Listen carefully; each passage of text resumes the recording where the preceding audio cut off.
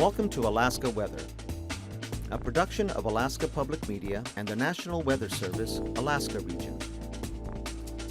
Produced and broadcast daily from the studios of KAKM, Alaska Weather provides complete forecasts, public, marine, and aviation for all of Alaska. Alaska Weather is made possible by the following sponsors. Coming to Independent Lens. To be or not to be? That is the question. Hard work and determination. Strong qualities in any teenager.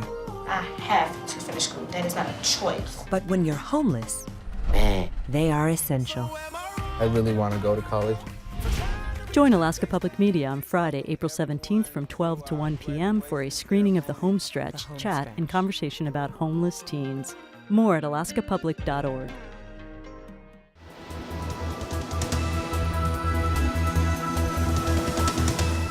The National Weather Service.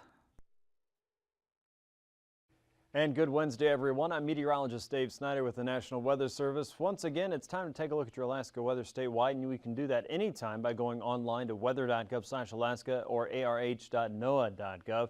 You can call the weather info line at 800-472-0391. Find us on Facebook, on Twitter, and on YouTube during the afternoon. Of course, you'll get your daily afternoon map briefing, kind of a heads up and a way to check on what's going on around Alaska before we get to the Alaska Weather Show each day. Up north is where we seem to have some of the worst weather tonight. A winter weather advisory for areas around Point Barrow. That is mainly due to the blowing winds. That'll go until 6 o'clock tonight, so conditions should be easing up in not too long. And as we head through the evening and overnight hours, we'll still have some wind and some blowing and drifting snow there, but it doesn't look like the worst of it will continue at this point. Heading down the coast, a blizzard warning is still in effect at this hour.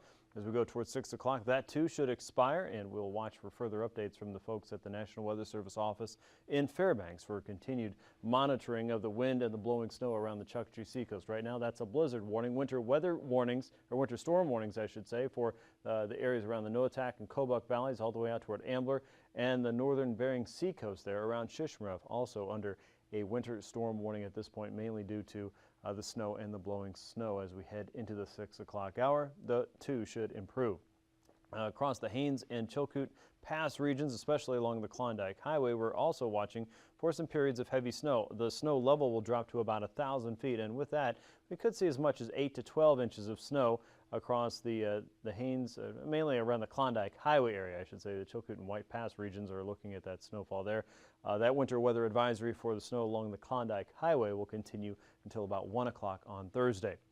Now, you probably saw, if you're watching anything on social media, Facebook or Twitter today, that yes, it did snow in Anchorage, and here's our trusty weather intern, Joe Wegman, measuring the snow out in the backyard at the National Weather Service office in Anchorage. Joe measured about 1.7 inches of snow today, and you say, well, that's not a lot of snow for Alaska, and I would totally agree with that.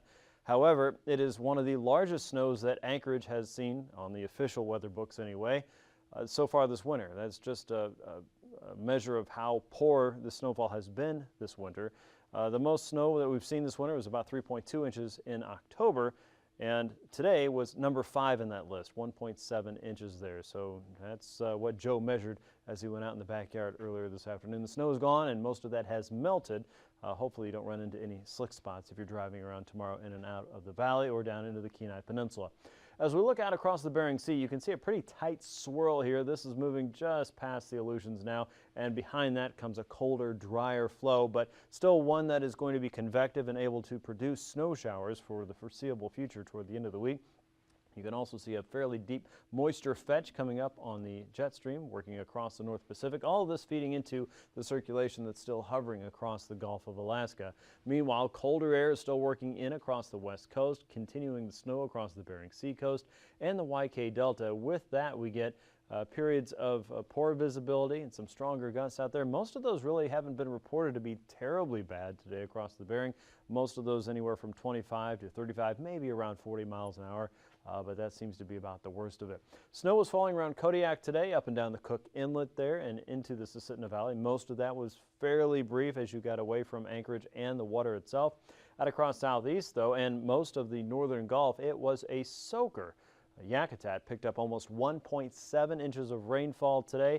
About half that in Sitka, but still measurable at 0.8 inches in the rain barrel. About 3/4 of an inch around Juneau.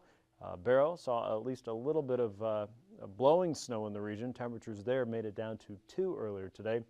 And the moisture across southeast also came with some heat. 52 degrees was one of the warmest spots there in Ketchikan and Metlakatla. So a lot going on across southeast, across the north with the wind, and again the snow falling around south central, though brief. And out across the west, the low pressure system continues to usher in more of a westerly flow. That'll be the predominant wind pattern for the Aleutians as we go into the next several days. Most of those winds hovering a little bit lower than the gale and storm strength that we seem to have now across the central and eastern Aleutians as we head into the nighttime hours. More on that with your marine weather coming up. First, a look at the surface maps. Low pressure up across the Chukchi and the Beaufort Sea coast. They're running around 984 to 994 millibars. Blowing snow continues across the Arctic coast. There's some of that actually falling.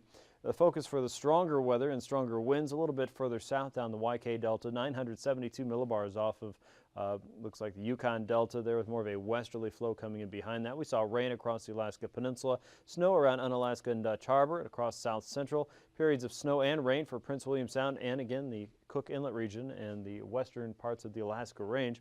Light rainfall across some parts of Sitka by late afternoon, but northward, again, some of that was a little bit heavier as we saw by some of the reports there. Again, almost 1.7 inches of rain in Yakutat. Tonight's forecast shows scattered snow showers across some parts of the northern interior. Most of that is really going to be focused across the northern Bering Sea coast and westward into the Bering Sea itself. A better chance for some accumulating snow around the Pribilofs. Periods of rain and snow across the Alaska Peninsula and then out into the Gulf of Alaska. A better chance for that to become rainfall for parts of southeast, northward. And then once you get into the Klondike Highway, that's where we run into that chance for heavier accumulating snow around the Klondike Highway, especially 1,000 feet and above. That could be around 8 to 12 inches as we go into tomorrow. The winter weather advisory, again for you, continues until 1 o'clock on Thursday. By the afternoon, again, as we get into some of the warmer weather of the day, you could see some of that turn back into the rain and snow showers there. Looks like more of a rainfall event for most of southeast. That stronger south and westerly flow starts to kick in a little bit more for south central. Scattered rain and snow showers will continue as we head through the end of the week. Tomorrow is included in that. And for areas up and down the Cook Inlet, that should not be a surprise there. You might see some snowflakes, but that will probably be also accompanied by a better chance for rainfall. That goes for Prince William Sound and Kodiak as well. Out across the west coast, you'll notice periods of snow wrapping around the western side of this low pressure system, and with that comes the opportunity for blowing snow in places like the Pribilofs and especially areas over the ice pack there. The ice pack itself is shifting to the south and east, but a lot of that has really started to shift around and break up thanks to the warmer weather that's been blowing in. As we get into Friday, that low pressure center moves into the western Gulf at 983 millibars, kind of another area of that low pressure system just to the north and east around Eagle and Northway. That's a little bit deeper there, but all in all, kind of the same general circulation. We've lost a lot of the temperature changes there, so we don't have any fronts on the map. We do have areas of low pressure, and each one of these waves will probably kick up a slightly more enhanced or a stronger area of precipitation when it blows through, maybe a better chance for some wind as well. We keep southeast in the rainfall, of course. We keep south central and even parts of the Copper River and Susitna basins in rain and snow. And out across the west, it's snowfall for the southwestern coast, areas around the Bering Strait with blowing snow, and the same goes for the Arctic coast. Looks like less precipitation, but still plenty of wind blowing through your region through the remainder of the week. The central and western Aleutians still under scattered snow showers. That looks like that trend will continue into the weekend at this point, again with mainly a west and northwesterly flow keeping you cool as well. As we go ahead into the temperatures, you'll notice the warm stuff was across southeast again tonight. Areas around Heidelberg, eastward toward Hyder was about in the upper 40s and mid 50s. Pretty warm stuff there. Also around the northern tip of Haida Gwaii into the Dixon entrance. Northward toward Juneau, we saw temps in the mid-40s. Haines and Skagway, we're looking at readings in the lower 40s. 39 in Yakutat. Mid to upper 30s around Prince William Sound down toward Seward at 40 degrees. 45 in Homer. Kenai was 36, about the same in Anchorage today. Talkeetna saw mid-30s there. Around Gulkana, 39. Northway was 44. Eagle, 42. Fairbanks had a pleasant 45-degree day today. 20s and 30s around the northern part of the interior up toward Fort Yukon, 36, 27 in Arctic Village, 30 in Anaktuvuk Pass. The Arctic coast above zero from west to east, anywhere from 7 in Wainwright to 11 in Kaktovik and 5 in Barrow. Around Kivalina and Kotzebue, we saw temps in the lower 20s today. Nome was looking at 20 degrees. McGrath was up to 38, Grayling 30 degrees. Sparrowvon made it to the freezing point. Bethel at 35. And the southwestern coast was generally in the mid to upper 30s around Bristol Bay. The same could be said there. 43 in Kodiak, 30s and 40s for the Alaska Peninsula, mid 30s for the Pribilof Islands, and mid to upper 30s for most of the chain. Unalaska and Dutch Harbor hit 40 degrees. Overnight low temperatures for many will stay at or just above freezing out across the west. Once you get into southwest Alaska, most areas in the mid to upper 20s. Nome 21, Barrow 2 degrees. Most areas on the Arctic coast also above zero tonight. Mid to upper 20s for the middle Tanana Valley and the upper Yukon Valley. A few spots could be a little bit cooler in the upper teens like Northway and Tok. And temps hovering around freezing for most of south central, including Prince William Sound. Southeast should see low temperatures in the lower 40s. Highs there tomorrow back in the mid to upper 40s for south central, lower to mid 40s. In fact, a few places along the Cook Inlet and northward into the Susitna Valley, probably upper 40s for you. That should be the easy part for the middle Tanana Valley and Fairbanks, closer to 50 degrees in fact with some of the wind. 42 in Fort Yukon. Single-digit territory again for the Arctic coast, about 10 for Point Hope and Point Lay. As you get down toward the Kotzebue Sound region, upper 20s and even lower 30s there for Kivalina. South and western coastal areas in the mid-30s. A few places in the Bristol Bay closer to 40. And as you get into the upper Kuskokwim and middle Yukon valleys, upper 40s are possible there as well. 44 in Kodiak and upper 30s for the Alaska Peninsula and the Aleutians there, also fairly close to 40 degrees. On to flying weather now. With blowing snow, of course, we have to draw an IFR across a large part of the Arctic coast, so watch for some trouble there tomorrow around the west and southwestern coastline. We expect to see IFR conditions with scattered snow showers there, reducing visibility. There may be some patchy areas of MVFR along Cook Inlet. A much better chance for IFR conditions closer to the coastline around Prince William Sound and the eastern Kenai Peninsula and out toward Yakutat. Otherwise, it's MVFR for most of southeast. We're going to expect some IFR conditions, though, especially in the morning around Chilkoot and White Pass. Watch for improvements there, though. Anaktuvuk and Adigan Pass, we're going to call VFR for your Thursday. Lake Clark and Merrill Pass, we see IFR in the morning. Improving conditions during the day toward MVFR. Rainy Pass should hold at MVFR through most of the day. VFR conditions are expected to be seen in Windy Pass as well as in Isabel Pass by the afternoon. Mentasta Pass looks A-OK at this point. Tanita Pass will say visual through most of your Thursday. Portage Pass IFR, especially on the eastern side, transitioning toward some higher visibility and ceilings during the day. MVFR is possible. And Chilkoot and White Pass most of the day, probably MVFR. There's still some potential for some heavier snowfall, though, in the morning, so make sure you check early and often. Freezing levels show that warm and wet areas kind of retreating a little bit more down the southeastern coastline toward British Columbia. Otherwise, the surface freezing line is dodging itself north of the Knik Arm just a hair and then hovering just south of the Pribilofs out across the Bering Strait. Icing potential is certainly there with a broad area of low pressure hovering across the western Gulf of Alaska and the eastern Bering. We've got moisture wrapped around it and enough cold air to support mainly light to isolated moderate threats of icing for southeast, the northern Gulf Coast, and the south and western coast. Some pockets of freezing also across areas in the northern Chukchi Seacoast as well as areas in the eastern Beaufort Seacoast, and that could go as low as high as 10,000 feet and below. So watch the area there up north, not to mention the poor visibility that we just talked about.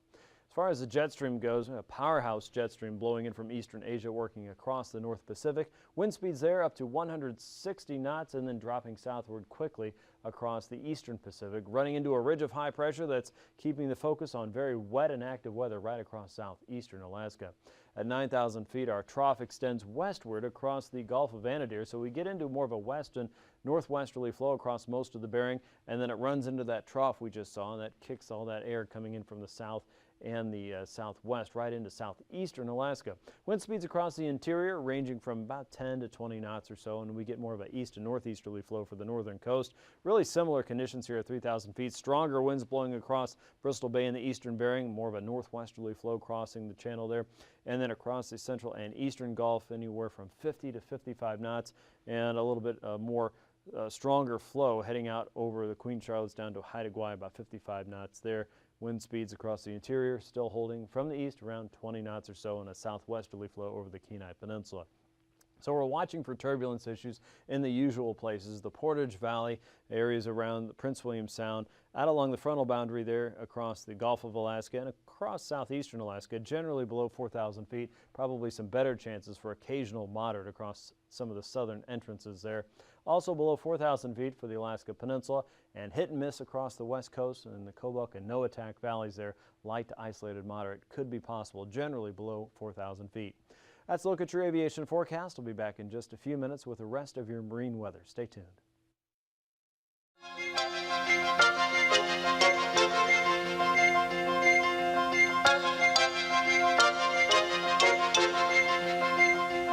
The fire safety goal of landscaping and maintenance is very simple. Reduce the amount of fuel immediately surrounding your home.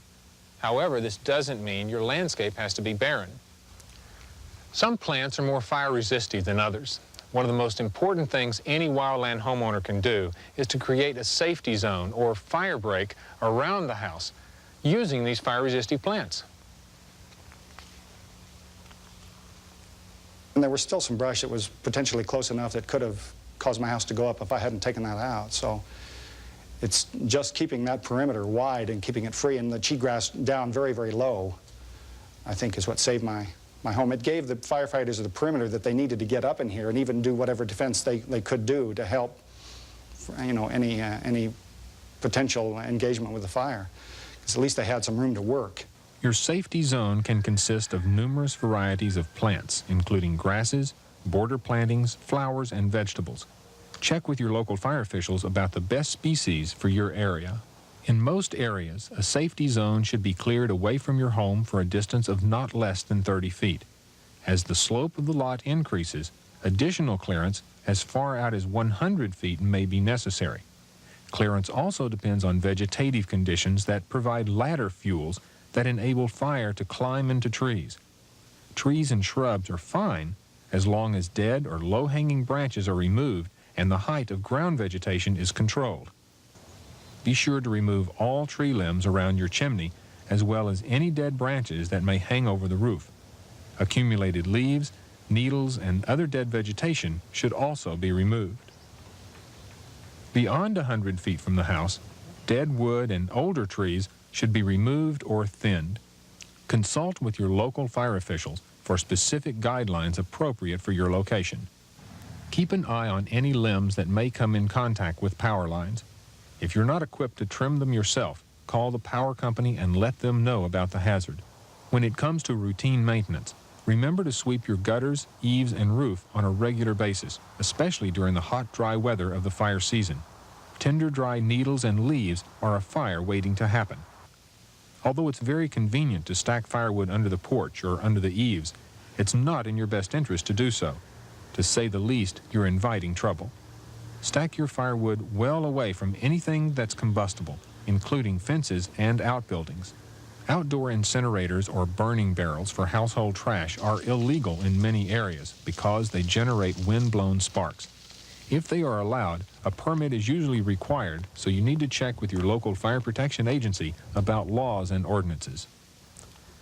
Your home should have at least 2 ground-level doors as safety exits in case of fire, and each room should have at least 2 means of escape, including a door and a window leading to the outside. This is especially true in bedrooms. Install as many smoke detectors as local regulations require, and ask your fire officials to help you plan and rehearse a home fire escape drill. Regular home fire drills can save your family in an emergency. If you do all these things, especially clearing the safety zone around your house and building a fire-safe roof, you have an excellent chance of protecting your home and family against wildfire. But can these simple precautions really yield such dramatic results? Yes. In fact, the real-life experiences of those who have done these things seem just short of miraculous.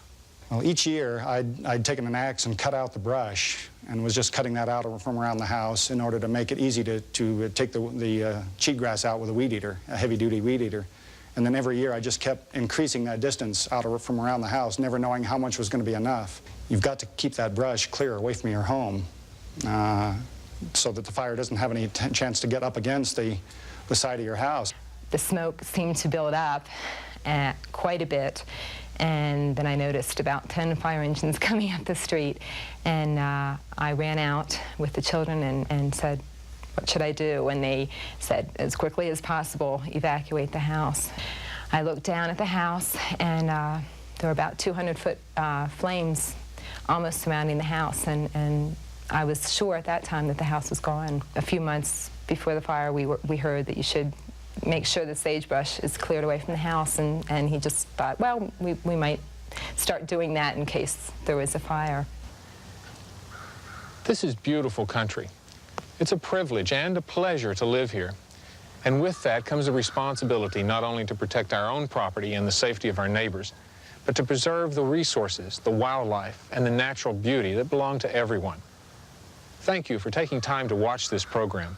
If you have any questions, don't hesitate to call your local fire department, Wildland Fire Agency, or state forester. Your efforts do make a difference.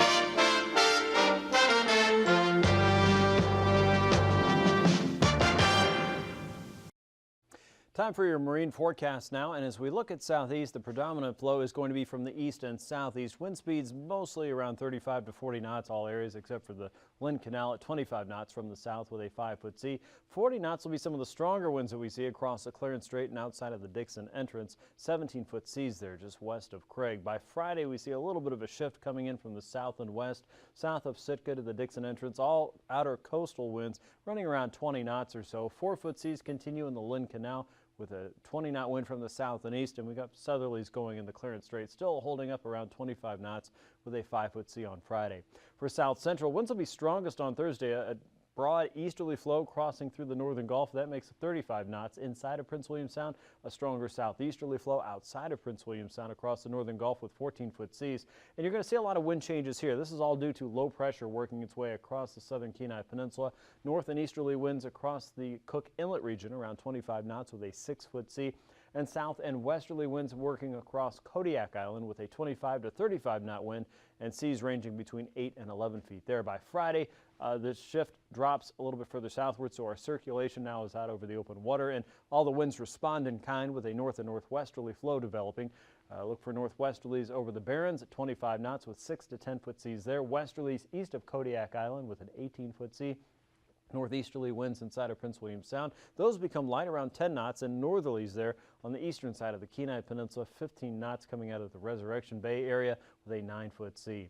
Across the Alaska Peninsula, a stronger westerly flow, to 45 knots in all areas. South of Sandpoint and King Cove, 24-foot seas are expected. A little bit further east toward Castle Cape, you'll see those seas diminish to about 20 feet. And on the Bering Sea coast side, winds could be as high as 45 knots with a 23-foot sea. That diminishes in all areas for Friday, still holding on to our westerly flow. Winds between 35 and 40 knots, stronger on the northern Pacific side, and seas ranging from 16 to 19 feet there. For the Aleutians, our westerly winds will win the day on Thursday, 35 to 45 knots all areas, the strongest of which will be in the eastern chain with 25-foot seas, 18-foot seas on the Pacific side, 13-foot seas north of Adak and Atka, and that should be 18 feet there between Nikolsky and Atka. Look for westerlies up to 35 knots with 14-foot seas on the south side of the central Aleutians. And then by Friday, westerlies continue in all areas. Wind speeds will be generally from 30 to 35 knots in most regions. They're west from Adak to Kiska, you're looking at 40 knots with a 14-foot sea. Across the west coast, north and westerly winds crossing over the ice pack there. We're still watching for freezing spray, of course. The strongest winds in the Kuskokwim Bay out toward the Pribilofs at 40 knots with 13 to 17-foot seas expected on Thursday. All areas see diminishing winds and waves as we get into Friday. 12-foot seas expected in the Kuskokwim out toward the Pribilofs, 25 to 35 knot winds, and northerlies will continue across St. Lawrence Island, also blowing snow around. Across the Arctic coast, north and easterly winds were running around. The stronger winds across the Beaufort Sea coast at 20 knots. A little bit of a stronger flow there around the western Chukchi Sea coast, around 25 knots. As we get into Friday, look for 15 knots across the Beaufort Sea coast and the Chukchi Sea coast, looking for winds from 20 to as strong as 30 knots coming in from the north the further south you go. A recap of tonight's weather includes snow across the northern parts of southeast. For the Klondike Highway, you can expect accumulating snow to continue until about 1 o'clock tomorrow, generally above 1,000 feet, and again 6 to 8, even 9 inches of snow possible in some of those regions. As the frontal boundary crosses through south central, scattered areas of rain and snow will remain possible really through the rest of the week. The worst of the weather at this point, though, continues to be winter weather advisories for the northern Arctic coast around Barrow, blizzard warnings for the Chukchi Sea coast until 6 o'clock, and winter storm warnings for the Kobuk and Noatak valleys and parts of Kotzebue Sound. Thanks for watching. These forecasts are to be used for planning purposes only. Call 1-800-WX-BRIEF for a formal pre-flight briefing. Always file a flight plan before you go flying. The U.S. Coast Guard Auxiliary urges you to leave a float plan with a friend or the harbor master before you go boating. Alaska Weather is made possible by the following sponsors.